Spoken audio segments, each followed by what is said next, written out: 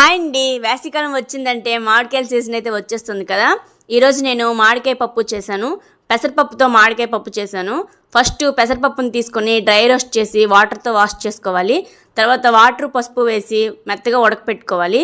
ఇక్కడ పెసరపప్పు ఉడికే లోపల మామిడికాయని పీల్ చేసుకొని సన్నగా కట్ చేసుకున్నాను. ఇక్కడ పుల్లటి మామిడికాయ తీసుకుంటే టేస్ట్ చాలా బాగుంటుంది. తర్వాత పచ్చిమిర్చి మామిడికాయ ముక్కల్ని వాటర్లో వేసి ఉడకపెట్టుకున్నాను.